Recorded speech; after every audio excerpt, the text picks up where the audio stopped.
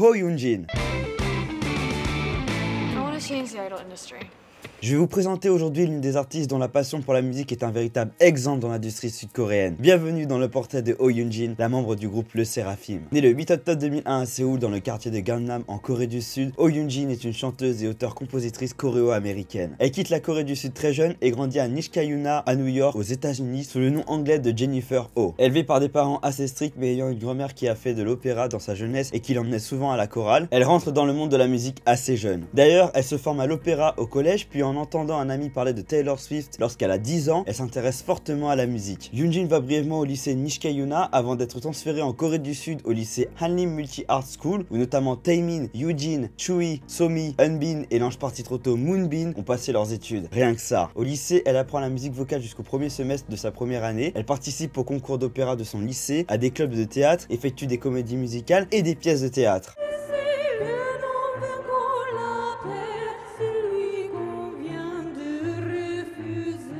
Très vite, Yoonjin s'intéresse à la carrière d'idol en voyant BTS remporter un prix aux American Music Awards. Elle devient par la suite une grande fan et possède même un compte fan pour BTS sur Twitter jusqu'en 2017. Une vraie armée dans l'âme. D'ailleurs, en 2017 justement, Yoonjin passe l'audition mondiale de Pledis New York en août avec All I Ask d'Adele et vient en Corée du Sud au début de 2018 pour vivre en tant que stagiaire. En 2018, elle participe à l'émission de compétition très réputée en Corée du Sud, Produce 48, aux côtés de notamment Sakura Miyawaki, Chaewon et Yena. Mais elle sera malheureusement éliminée lors du 11e épisode en demi-finale et finira à la 26e place. Elle a beaucoup impressionné le public sud-coréen par sa voix puissante et ses qualités de chanteuse.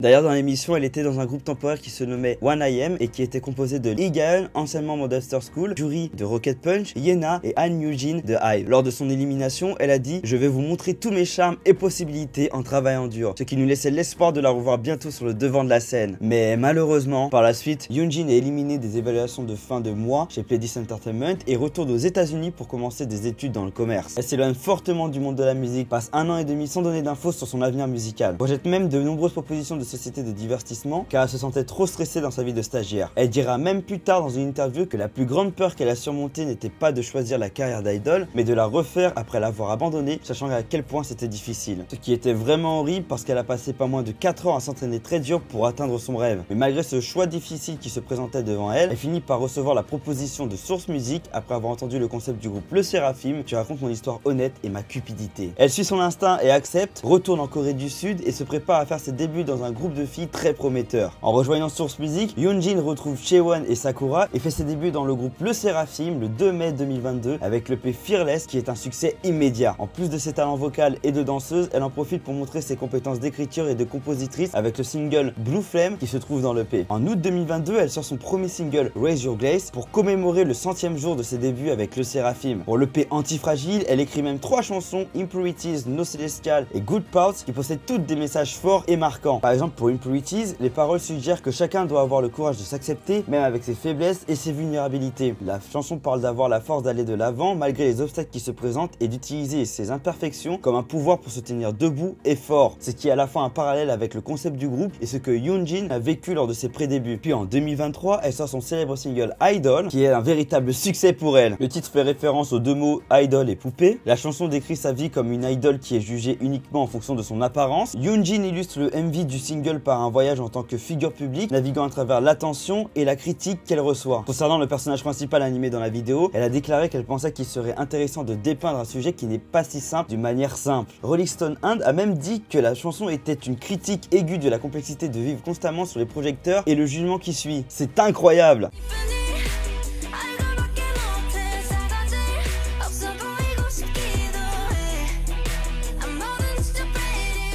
Avec beaucoup de sincérité et d'attention, elle parle de sa vie en tant que star de K-pop, écrit des singles qui parlent implicitement de l'expérience de sa vie. Et elle continue dans cette lancée avec son single Love You Twice, dont le titre coréen se traduit par Jusqu'à ce qu'il fleurisse, ce qui est une référence au nom coréen du fandom de Le Seraphim, Fear Not, qui se traduit par Piona, qui signifie floraison en français. Dans un MV avec une mélodie très mignonne et entraînante, animée par l'animateur et artiste sud-coréen Ram Daram, le single dépeint une fan qui s'inspire d'une idol pour mieux prendre soin d'elle et apprendre l'écriture des chansons, avant de finalement réaliser son propre rêve qui est de se produire produire sur scène. Ce qui est un fort rappel à l'époque où Yeonjin s'est inspiré de BTS et d'autres artistes pour choisir de devenir idol. Yeonjin et le groupe Le Seraphim sortent le 3e mini-album Unforgiven le 1er mai 2023 et le single titre Unforgiven est un succès planétaire. Dans ce mini-album, Yeonjin a écrit et composé le single Fear Not, Between You, Me and the Lamppost, qui est une chanson adressée aux fans pour leur dire qu'ils sont la lumière qui guide le groupe à travers l'obscurité. Mais elle écrit également le single F. Tiché and the Bluebird's Wife qui envoie un message fort à la société humaine. La chanson parle de la lutte pour se libérer des attentes et des normes de la société, ainsi que de la pression de s'y conformer et du désir de vivre pleinement sa vie en s'y opposant.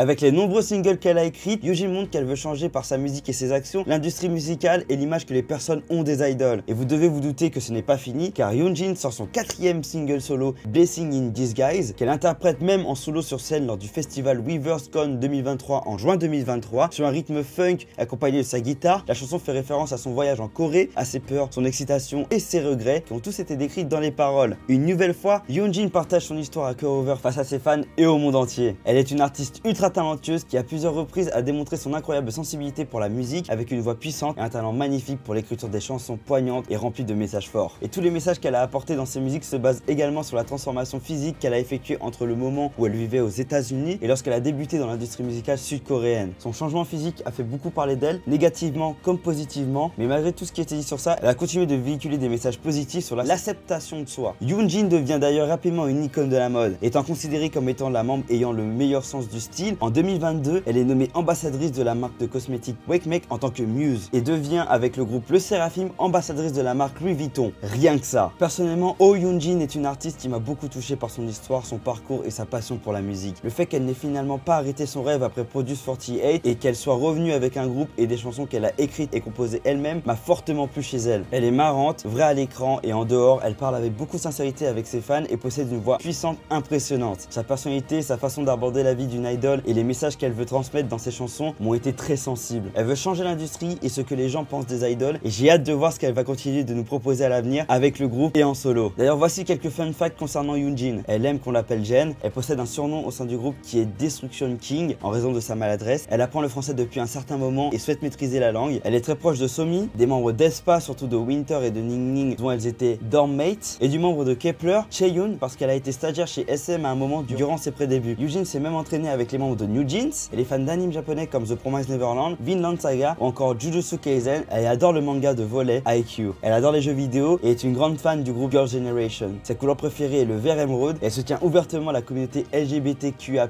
ce qui est très rare pour une idol de montrer son soutien dans l'industrie. Ah, et elle déteste les films d'horreur, genre elle n'aime vraiment pas ça. Si tu as aimé cette vidéo, n'hésite pas à t'abonner et à cliquer sur le lien dans ma bio pour me suivre sur tous mes réseaux.